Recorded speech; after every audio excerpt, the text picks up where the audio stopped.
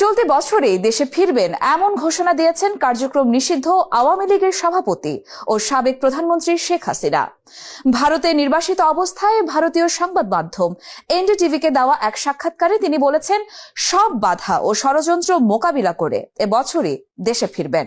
এই বছরই বাংলাদেশে ফিরতে চান ভারতে অবস্থানরত বাংলাদেশের সাবেক প্রধানমন্ত্রী শেখ হাসিনা। এবার ময়মনসিংহেও পুলিশের ব্যারিকেড ভেঙে আওয়ামী লীগ ও ছাত্রলীগের বিশাল বিক্ষোভ মিছিল। বাংলাদেশের সাবেক প্রধানমন্ত্রী শেখ হাসিনা দিল্লিতে আছেন 1 বছর 11 মাস হতে চলল। এরই মধ্যে তিনি একাধিকবার সাক্ষাৎকারে বলেছিলেন তিনি শিগগিরই বাংলাদেশে ফিরবেন। কখনো কখনো বলেছেন মাথা উঁচু করে ফিরবেন, কিন্তু প্রায় 2 বছর পর তিনি প্রথমবারের মতো নিজেই নিজের দেশে ফেরার সময়সীমা উল্লেখ করেছেন। শেখ হাসিনাই একমাত্র বাপের বেটি পৃথিবীর ইতিহাসে। সে নিজে ঘোষণা দিছে, আমার শরীরের এক ফোঁটা রক্ত থাকা পর্যন্ত আমার দেশের সম্পদ পৃথিবীর কোনো কুকুর বিড়ালকে আমি খেতে দিব না। এবছরে নাকি দেশে ফিরবেন শেখ হাসিনা। প্রায় 2 বছর ধরে ভারতে থাকা ক্ষমতাচ্যুত শেখ হাসিনার সামনে ঝুলছে মৃত্যুদণ্ডের রায়, রয়েছে একাধিক দুর্নীতির মামলাতেও সাজা। তার দল আওয়ামী লীগের কার্যক্রম নিষিদ্ধ, কিন্তু এসব কিছুই নাকি তাকে ভীত করছে না। ভারতীয় সংবাদ মাধ্যম এনডিটিভিকে দেওয়া সাক্ষাৎকারে এমন দাবি করেছেন শেখ হাসিনা।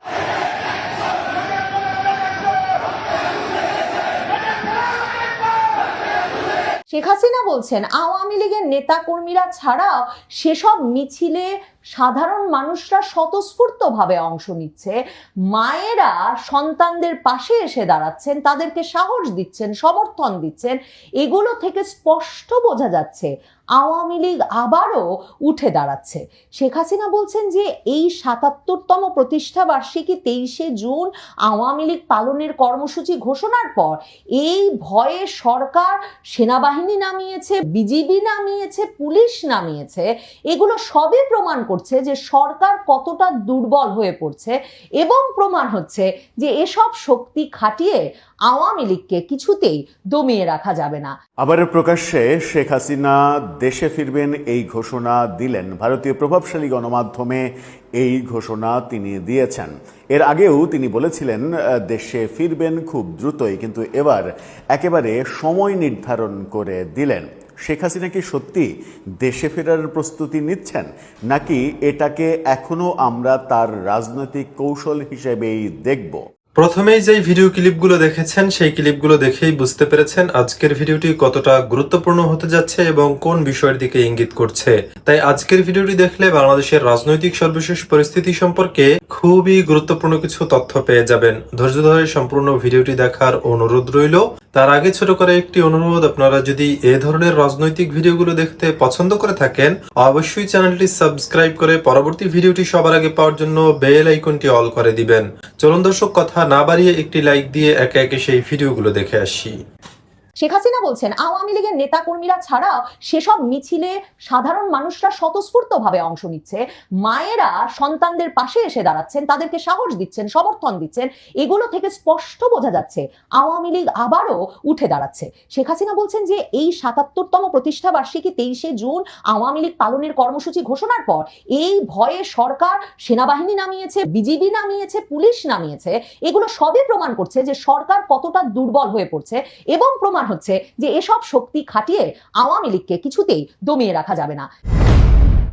মে মাসের মাঝামাঝি প্রথম শেখ হাসিনা ঘোষণা করেছিলেন যে খুব শিগগিরই মাথা উঁচু করে দেশে ফিরব। তারপর থেকেই সরকার থেকে শুরু করে প্রশাসন, আওয়ামী লীগ বিরোধী রাজনৈতিক শক্তিগুলোর মধ্যে এক ভয়াবহ আলোড়ন এবং আতঙ্ক শুরু হয়েছে যে শেখ হাসিনা এমন ঘোষণা দিয়ে ফেললেন কোন আত্মবিশ্বাস এবং কোন শক্তির জোরে।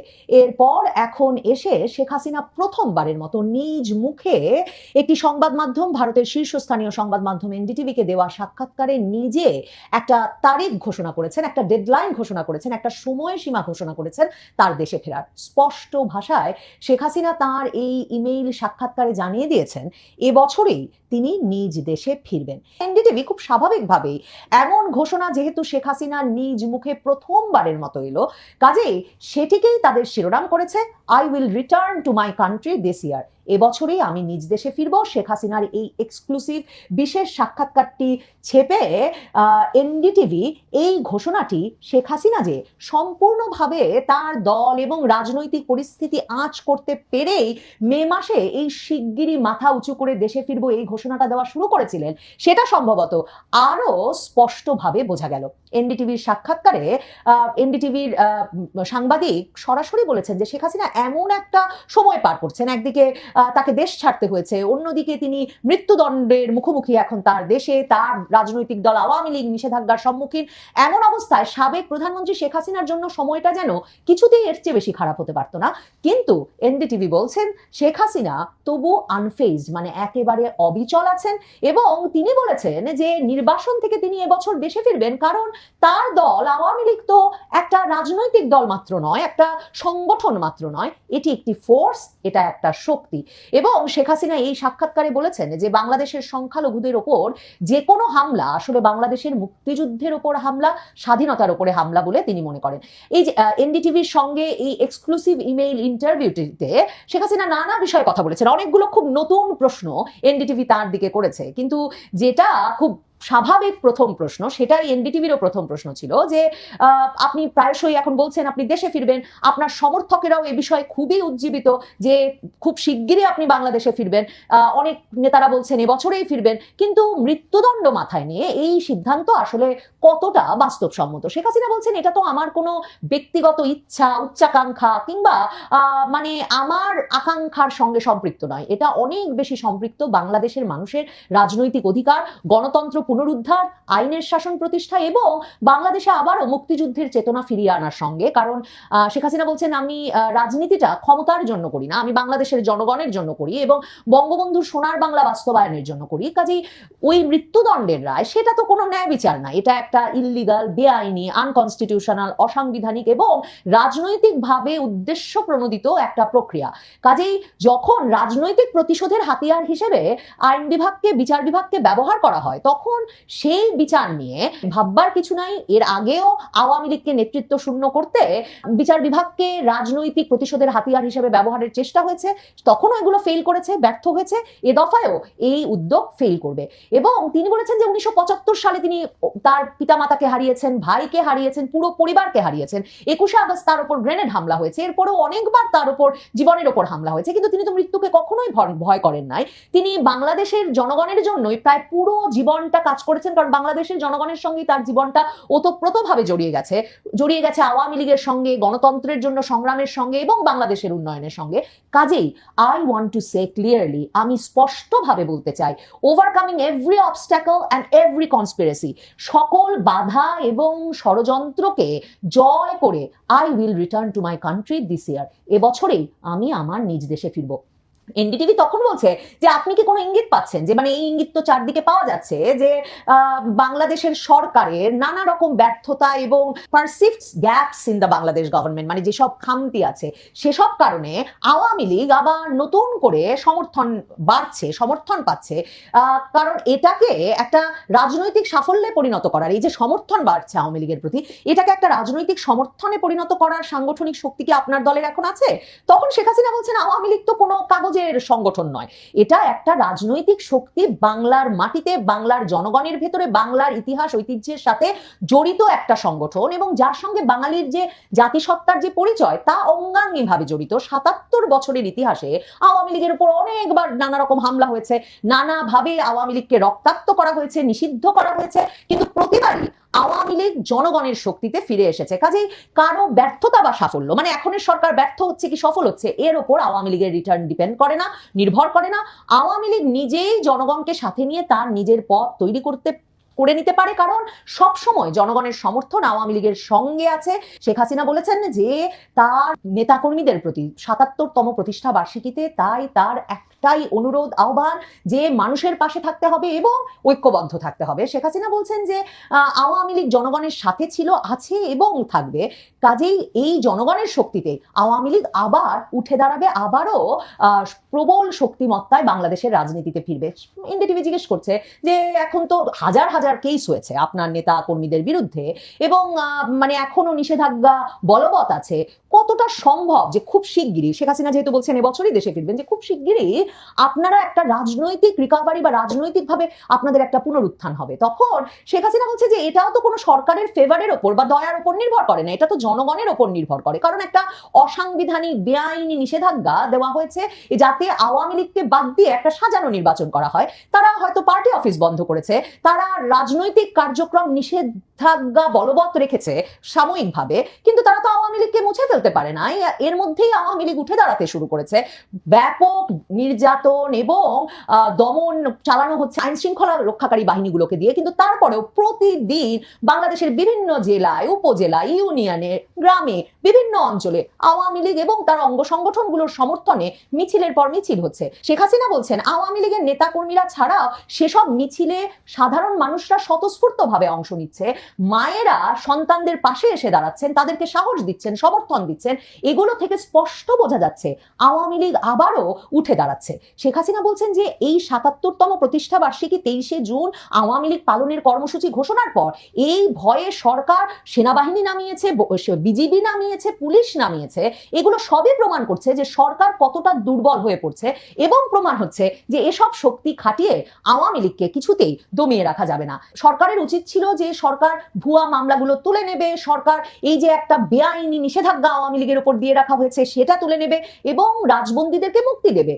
কিন্তু শান্তিপূর্ণ রাজনৈতিক কার্যক্রম চালাতে না দিয়ে এখনো যে ক্ষমতা দখলকারী পক্ষ একটা সামান্য গণতান্ত্রিক পরিসরও তৈরি করছে না, তার ফলে সাধারণ মানুষের ভেতরে যে অ্যাঙ্গার, যে ক্ষোভ, যে বেদনা এবং গণতন্ত্রের জন্য যে আকাঙ্ক্ষা তৈরি হচ্ছে, তার একত্র হয়ে বাংলাদেশের মানুষই আওয়ামী লীগকে ফিরিয়ে আনার পথ তৈরি করবে। শেখ হাসিনাকে এনডিটিভি জিজ্ঞেস করেছিল যে এমন খবরও তো আছে যে বিএনপির সঙ্গে আপনাদের পর্দার অন্তরালে আওয়ামী লীগকে রাজনীতি ফেরানোর বিষয়ে আলোচনা চলছে, এরকম কোনো ঘটনার কি সত্যি সত্যতা আছে? শেখ হাসিনা বলছেন যে এই ধরনের মানে প্রোপাগান্ডা, গুজব সবসময় ষড়যন্ত্রকারীরা ছড়ায় যাতে সাধারণ মানুষকে বিভ্রান্ত করা যায়। কিন্তু আমার অবস্থান খুব স্পষ্ট, আমার অবস্থান হচ্ছে বাংলাদেশের গণতন্ত্র, বাংলাদেশের জনগণের বা আওয়ামী লীগের রাজনৈতিক অধিকার, জনগণের ভোটাধিকার কিংবা বিচার, এগুলো কোনো গোপন সলা পরামর্শ বা দর কষাকষির বিষয় নয়, সিক্রেট বার্গেনিং এর বিষয় নয়, এগুলো জনগণের সাংবিধানিক অধিকার। কাজেই কেউ কোনো ফেভার করবেন না যখন তিনি আসলে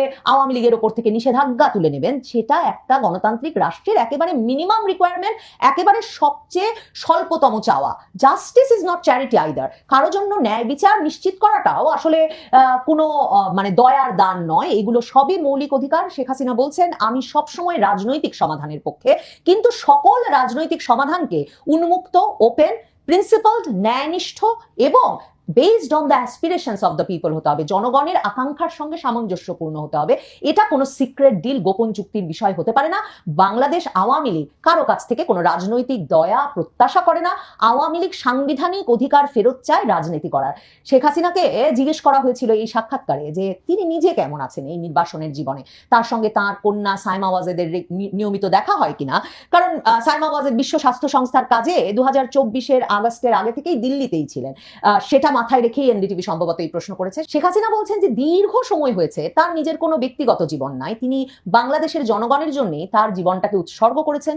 এখনো বাংলাদেশ একটা খুব কঠিন সময় পার করছে এবং শেখ হাসিনা বলছেন তাকে বিশেষভাবে বেদনাহত করে যে এরকম একটা সময়ে তিনি বাংলাদেশের মানুষের পাশে থাকতে পারছেন না, তার হৃদয়টা বাংলাদেশেই পড়ে আছে, পরিবারের সদস্যদের সঙ্গে তার নিয়মিত যোগাযোগ আছে, সে কথাটা তিনি বলেছেন। শেখ হাসিনা বলছেন যে মাটিতে তার বাবার কবর, যে মাটির সঙ্গে তার পরিবারের সদস্যদের রক্ত মিশে আছে, যেখানে তার নেতা কর্মীরা এখন ভয়াবহ দমন নির্যাতনের শিকার হচ্ছেন, সেই মাটি থেকে দূরে থাকাটাই এখন সবচেয়ে বড় কষ্ট তার জন্য। শেখ হাসিনা বলছেন যে বাংলাদেশের জনগণ, তার নেতা কর্মীরাই তার সবচেয়ে বড় শক্তি। কাজে সেই শক্তি নিয়ে তিনি বাংলাদেশে এবছর ফিরবেন এবং সেই শক্তি নিয়েই বাংলাদেশে আবারও গণতন্ত্র পুনঃপ্রতিষ্ঠিত হবে, আওয়ামী লীগ রাজনীতিতে পুরোদমে ফিরবে এবং সেই সংগ্রামে বাংলাদেশের জনগণের সঙ্গে তিনি আছেন। আবার প্রকাশ্যে শেখ হাসিনা দেশে ফিরবেন এই ঘোষণা দিলেন। ভারতীয় প্রভাবশালী গণমাধ্যমে এই ঘোষণা তিনি দিয়েছেন। এর আগেও তিনি বলেছিলেন দেশে ফিরবেন খুব দ্রুতই, কিন্তু এবার একেবারে সময় নির্ধারণ করে দিলেন। শেখ হাসিনা কি সত্যি দেশে ফেরার প্রস্তুতি নিচ্ছেন, নাকি এটাকে এখনো আমরা তার রাজনৈতিক কৌশল হিসেবেই দেখব? শেখ হাসিনা ফেরার যে ঘোষণাটা একেবারে মানে সময় নির্ধারণ করার ব্যাপারটা ঘটালেন, এতে করে কি এই ধারণা আমরা পোষণ করতে পারি যে বন্দি বিনিময় চুক্তিতে প্রত্যর্পণ শেখ হাসিনাকে নিয়ে যে আলোচনাটা, সেই আলোচনাটা ভেস্তে গেছে? ভারতীয় পত্রিকা এবং বাংলাদেশের প্রায় সমস্ত প্রথম সারির গণমাধ্যম এই খবরটা আজকে করেছে। চলুন শেখ হাসিনার বক্তব্য কি বলছে গণমাধ্যমগুলো সেগুলো একটু জেনে দেখি, বোঝার চেষ্টা করি শেখ হাসিনার ফেরার ব্যাপারটা কতটা অথেন্টিক। থাকবেন পলিটিক্স টিভি। শেখ হাসিনা এবার আবারও প্রকাশ্যে ঘোষণা দিয়েছেন দেশে ফেরার, এবং এবার তিনি একেবারে সময় নির্ধারণ করে দিয়েছেন। ভারতীয় প্রভাবশালী গণমাধ্যম এনডিটিভিকে দেয়া সাক্ষাৎকারে এবার তিনি একেবারে সময় নির্ধারণ করে দিলেন, বললেন এবছরই তিনি ফিরছেন। এই যে বলা, হয়তো আপনারা অনেকেই বাংলাদেশের গণমাধ্যমগুলোর বরাতে খবরটা শুনে ফেলেছেন, কিন্তু এই বলার পেছনের কারণটা কি, সেই কারণটা একটু বোঝার চেষ্টা করব তার বক্তব্যগুলো মোটামুটি একটু পর্যালোচনা করে। এনডিটিভি কি বলছে দেখুন। এনডিটিভির শিরোনাম করেছে তারা, I will return to my country this year, Sheikh Hasina exclusive. একেবারে সরাসরি মানে এই বছরই আমি দেশে ফিরবো, এই কথা তারা বলছে। যখন এনডিটিভি এই কথা বলছে, তখন আনন্দবাজার কি বলছে দেখুন, কলকাতার প্রভাবশালী 1 নম্বর গণমাধ্যম। তারা বলছে বাংলাদেশে ফিরবেন আগেই বলেছেন, এবার সময়সীমা পর্যন্ত জানিয়ে দিলেন, 2 বছর ধরে ভারতে আশ্রিত হাসিনা। ভারতীয় গণমাধ্যমগুলো যখন এই কথা বলছে, তখন বাংলাদেশের গণমাধ্যমও ফলাও করে এই খবরটা জানাচ্ছে। একটি গণমাধ্যমের খবর অন্তত আপনাদেরকে জানাতে চাই, ইত্তেফাকের এই ফটোকার্ডটা দেখে নিন। তারা বলছে এবছরই আমি দেশে ফিরবো। বাংলাদেশের গণমাধ্যমও যখন এটাকে নিয়ে খবর করছে, যখন কিনা শেখ হাসিনার বক্তব্য, খবর, এই ব্যাপারগুলো প্রচারের মানে প্রচার না করার নির্দেশনা, বাধ্যবাধকতা দিয়েছিল অন্তর্বর্তী সরকার, ইউনূস সরকার, বাংলাদেশের কোনো গণমাধ্যমে শেখ হাসিনার কোনো খবর প্রচার করা যাবে না, এরকম বক্তব্য তাদের মেটিকুলাস প্রেস সচিবের মুখে আমরা শুনেছিলাম। কিন্তু এখন বাংলাদেশের গণমাধ্যমে এটা নিয়ে খবর করছে, ফলাও করে খবর করছে। আদতে তিনি কি বলতে চাইছেন চলুন একটু ভেতরে যাই। প্রায় 2 বছর ভারতে অবস্থানরত শেখ হাসিনা মানে তিনি ঘোষণা দিয়েছেন সব ধরনের রাজনৈতিক প্রতিকূলতা, ষড়যন্ত্র এবং আইনি বাধা উপেক্ষা করে চলতি বছর এই দেশে ফিরবেন। এনডিটিভির সাক্ষাৎকার তাই বলছে। নির্বাসিত জীবনে থাকা শেখ হাসিনা স্পষ্ট করেছেন, দেশে ফেরা তার ব্যক্তিগত কোনো উচ্চাকাঙ্ক্ষা নয়, বরং এটি বাংলাদেশের জনগণের রাজনৈতিক অধিকার, গণতন্ত্র, আইনের শাসন এবং মুক্তিযুদ্ধের চেতনা পুনঃপ্রতিষ্ঠার সঙ্গে সরাসরি জড়িত। আমি ক্ষমতার জন্য রাজনীতি করি না, জাতির পিতা বঙ্গবন্ধু শেখ মুজিবুর রহমানের স্বপ্নের সোনার বাংলা গড়ে তোলার লক্ষ্যেই আমার এই সংগ্রাম, এমনটা তিনি বলেছেন। মৃত্যুকে তিনি ভয় পান না, এটা বলেছেন 1975 সালের ট্র্যাজেডি এবং 21 আগস্ট গ্রেনেড হামলার মতো কঠিন সময় পার করেছেন তিনি। প্রতিবারই জনগণের পাশে দাঁড়িয়েছেন তিনি, এবং এবারও সব বাধা অতিক্রম করে মাতৃভূমিতে ফিরে আসবেন। দলটির উপরে নিষেধাজ্ঞা এবং বর্তমান রাজনৈতিক পরিস্থিতি নিয়ে তিনি বলছেন, আওয়ামী লীগ কোনো কাগজে সংগঠন নয়, এটি বাংলার মাটি ও মানুষের ইতিহাস এবং জাতীয় পরিচয়ের সঙ্গে গভীরভাবে মিশে আছে। 77 বছরের ইতিহাসে দলটি বারবার কঠিন সময়ের মুখোমুখি হয়েছে, কিন্তু প্রতিবারই জনগণের শক্তিতে তারা ফিরে এসেছে, এই কথা বলেছেন। অভিযোগ করেছেন কিছু বাংলাদেশ বিরোধী শক্তি ষড়যন্ত্রের মাধ্যমে জনগণের একটি অংশকে বিভ্রান্ত করে ক্ষমতা পরিবর্তন করেছে, কিন্তু মানুষের হৃদয় থেকে আওয়ামী লীগকে মুছে ফেলা সম্ভব হয়নি। খুবই গুরুত্বপূর্ণ একটা অভিযোগ করেছেন তিনি। বলেছেন যে কিছু মানুষ ষড়যন্ত্র করে বাংলাদেশের মুষ্টিমেয় কিছু মানুষকে ভুল ইনফরমেশন দিয়ে প্রভাবিত করেছে, এবং তারা প্রভাবিত হয়ে আওয়ামী লীগের বিরুদ্ধে আন্দোলন করেছে, এবং সেটা একটা ষড়যন্ত্র ছিল, এমনটা বলছেন। মানুষকে প্রভাবিত করা, নেগেটিভলি প্রভাবিত করার উপায় বেছে নিয়েছিল তারা, এই ধরনের কথা সম্ভবত পরিষ্কারভাবে এবারই তিনি বললেন। দলের ওপরে যে নিষেধাজ্ঞা এবং হাজারো মামলা, সেই প্রসঙ্গে তিনি বলছেন আওয়ামী লীগের রাজনৈতিক পুনরুত্থান কোনো সরকারের দয়ার উপরে নির্ভর করবে না। তিনি দাবি করেন দেশের বিভিন্ন প্রান্তে সাধারণ মানুষ স্বতঃস্ফূর্তভাবে দলটির সমর্থনে মিছিল করছেন, যা আওয়ামী লীগের পুনর্জাগরণের স্পষ্ট লক্ষণ। অর্থাৎ যে ঝটিকা মিছিল, শোডাউনগুলো হচ্ছে, এটা যে আওয়ামী লীগের পরিকল্পনারই একটা অংশ, সেটা এই বক্তব্যে বোঝা যায়। আবার মানে কারো দয়ার উপরে নির্ভর করবে না, তাকে একটা প্রশ্ন করা হয়েছিল যে মানে কোনো সমঝোতা বর্তমান সরকারের সঙ্গে এরকম কোনো মানে ব্যাপার আছে কিনা, সেই প্রশ্নের উত্তরেও তিনি বলেছেন যে কারো দয়া, কারো সমঝোতা, পেছনের দরজা দিয়ে, পেছনের পর্দার আড়ালে কোনো ধরনের আলোচনা, এগুলো প্রয়োজন হবে না, জনগণের শক্তিতেই তারা ফিরবেন। তার উদ্বেগ 5 আগস্টের পর বাংলাদেশের মূল ভিত্তি জাতীয়তাবাদ, গণতন্ত্র, ধর্মনিরপেক্ষতার উপরে আঘাত এসেছে। মুক্তিযুদ্ধের স্মৃতিচিহ্ন ধ্বংস, জয় বাংলা স্লোগান নিষিদ্ধ এবং সংখ্যালঘু ও সাংস্কৃতিক প্রতিষ্ঠানের উপরে হামলা বাংলাদেশকে একটি ব্যর্থ রাষ্ট্রে পরিণত করেছে। তিনি এই বাংলাদেশকে ব্যর্থ রাষ্ট্র বলছেন, এটাও একটা গুরুতর অভিযোগ। সেই অভিযোগ কতটা সত্য সেটা হয়তো ইতিহাসই বলে দেবে। বিএনপি বা অন্য কোনো শক্তির সঙ্গে গোপন সমঝোতা, যেটা বললাম, সেরকম কোনো সম্ভাবনা নেই, সেরকম কোনো কিছু ঘটেনি। সমঝোতার প্রয়োজন হবে না, দয়ার প্রয়োজন হবে না, তারা জনগণের শক্তি দেখিয়েই ফিরবে, এরকমটা বলছেন তিনি। ভারতে অবস্থান করলেও তার মন পড়ে আছে বাংলাদেশে। তিনি জানান, বাবার সমাধি এবং প্রিয় দেশবাসীর কথা ভেবে প্রতিটা মুহূর্ত অস্থিরতায় পার করছেন। আমি শেষ দিন পর্যন্ত সংগ্রাম চালিয়ে যাব। আমি দৃঢ়ভাবে বিশ্বাস করি জনগণ আবারও গণতন্ত্র ফিরে পাবে এবং আওয়ামী লীগ জনগণের শক্তিতেই ঘুরে দাঁড়াবে। কয়েকটা ব্যাপার খুবই গুরুত্বপূর্ণ, সেটা হচ্ছে যে তিনি এবছর দেশে ফেরার কথা বলছেন, একেবারে কনফার্ম করছেন এবছর। তাহলে আমরা কোনটাকে ভেবে নেব? তাহলে কি আমরা 5 আগস্ট তার সরকারের যে পতনের সময় ঘনিয়ে আসছে, দ্বিতীয় বর্ষপূর্তি হবে এবং সেটা আয়োজনে বিরোধী দল, সরকারি দল একটা বড় পরিকল্পনাও করছে, আমরা জানছি। সেই সময়টাকে, আগস্ট মাসটাকে তিনি মানে বেছে নেবেন? কারণ আগস্ট মাস আওয়ামী লীগের জন্য ভয়াবহ একটা মাস। 15 আগস্ট প্রথমে বঙ্গবন্ধু, এরপরে আমরা 2004-এ দেখলাম 21শে আগস্ট আওয়ামী লীগের পুরো শিকড় সহ উপড়ে ফেলার চেষ্টা করা হলো। এই আগস্টেই মানে সারা দেশে বোমা হামলার ঘটনা ঘটেছিল। এই আগস্টেই শেখ হাসিনা সরকারের পতন হয়েছিল। সেই কারণে তারা আগস্টকে বেছে নেবে কিনা সেটা একটা বড় প্রশ্ন, নাকি 16ই ডিসেম্বরকে তারা বেছে নেবে। অনেকদিন আগে থেকেই আলোচনা ছিল যে আগস্ট অথবা 16ই ডিসেম্বর, এই দুইটা সময় বেছে নিতে পারেন শেখ হাসিনা ফেরার জন্য। কিন্তু আমার একেবারে স্পেসিফিক প্রশ্ন আছে। তিনি যখন বলছেন যে তার সরকার উৎখাত করা, এটা জনগণকে ভুল বুঝিয়ে, ভুল মেসেজ দিয়ে বিভ্রান্ত করে একটা মুষ্টিমেয় জনগণকে কাজে লাগিয়ে এই কাজ করা হয়েছে, এই যে অভিযোগ করছেন, এরকম প্রেক্ষাপট তিনি অভিযোগ করতেই পারেন। তার অভিযোগ তিনি করবেনই। আওয়ামী লীগের উপরে নির্যাতন হচ্ছে, এটাও সত্য। আবার এটাও সত্য যে আওয়ামী লীগ দুধে ধোয়া তুলসী পাতা ছিল না, আওয়ামী লীগও বিরোধীদের উপরে নিপীড়ন নির্যাতন করেছে। তারা যদি ওই পথে না যেত, তাহলে আজকে আওয়ামী লীগের বিরুদ্ধে যা হচ্ছে সেই ব্যাপারে প্রতিবাদ করার লোকের সংখ্যা অনেক বেশি পেত তারা, এই কথাও কিন্তু আলোচিত হয়। এরকম অবস্থায় তিনি প্রকাশ্যে যখন বলছেন যে এবছরই ফিরবেন, সেটা কতটা অথেন্টিক, কতটা বাস্তবসম্মত, কতটা বিশ্বাসযোগ্য, সেই প্রশ্নগুলো হয়তো সামনে আসবেই। তবে এটা ঠিক যে শেখ হাসিনার এই বক্তব্যগুলো এবার যে স্পষ্ট করলেন, এই বক্তব্যগুলো হয়তো আওয়ামী লীগকে উজ্জীবিত করবে।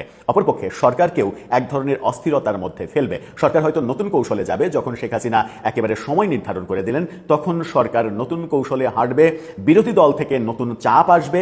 সব মিলিয়ে পরিস্থিতিটা একটু জটিল হচ্ছে, এটা অন্তত বলা যায়। দর্শক, আপনার মতামতের ব্যাপারে জানিয়ে লিখতে পারেন। রাজনীতিতে শেষ কথা বলতে কিছু নাই তো, এটা রাজনীতিবিদদেরই কথা। আর সবচেয়ে ইন্টারেস্টিং ব্যাপার হলো যে আপনার রাজনীতিবিদদের তো গার্জিয়ান আছে। রাজনীতিবিদদের গার্জিয়ান কারা? তার কর্মীরা। আজকে শেখ হাসিনা নাই, কিন্তু শেখ হাসিনার অস্তিত্ব পাই আমরা, বিকজ তার কর্মীরা এখানে আছে। আবার আমলাদের কিন্তু গার্জিয়ান থাকে না। আমলাদের গার্জিয়ান যখন যে ক্ষমতায় থাকে, আমলাদের গার্জিয়ান তারা। আজকে যারা ক্ষমতা আছে, বিএনপি সরকার, আমলাদের গার্জিয়ান কিন্তু তারা। কিন্তু এরা, এই গার্জিয়ানরা কাদেরকে ধরতেছে? বিগত সরকার চেয়ে গুরুত্বপূর্ণ, বিগত সরকার সময় যারা আমলা ছিল, যেমন বেনজির সাহেবরে ধরতেছে। বেনজির সাহেবরে কিন্তু ক্ষমতা থাকলে আওয়ামী লীগ ধরে নাই, ধরছে আরেক সরকার আইসে বেনজিরকে ধরতেছে। আর এখন আবার এই সরকারের সাথে যে সমস্ত আমলারা কাজ করতেছে তাদেরকে কিচ্ছু বলবে না, বিকজ ভাইস ভার্সা, তাদের সাথে ইন্টারলিঙ্ক। সেই হিসাবে আপনি যদি বলেন যে হাসিনা আসবে, বলতেছে হাসিনা আসবে কি আসবে না ওটা হাসিনা জানে, বাট আমার নর্মাল কোর্সের যে বিবেচনা, তাতে আসার কথা না, তাতে আসার কথা না। এটা যদি রাজনৈতিক কৌশল ধরেন, ধরতে পারেন, এটা তো কোনো দোষের কিছু নাই। আওয়ামী লীগের তো জনসংখ্যা আছে, লোকসংখ্যা প্রচুর আছে, 1। 2, আওয়ামী লীগের নির্বাচন কার্যক্রম নিষিদ্ধ, আমরা জানি। নিষিদ্ধ থাকা সত্ত্বেও তো আওয়ামী লীগ মাঠে মিছিল করতেছে।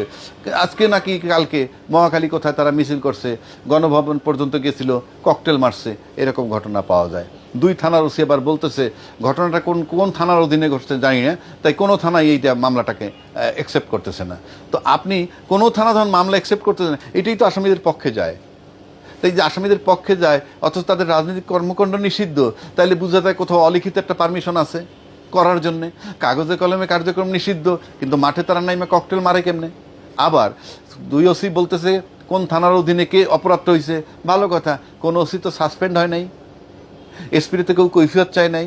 তার মানে কি, এটা কি ঘটনা সত্যি যে ওইদিকে কাগজে কলমে যাই থাক, মাঠে নামতে পারো, অসুবিধা নাই?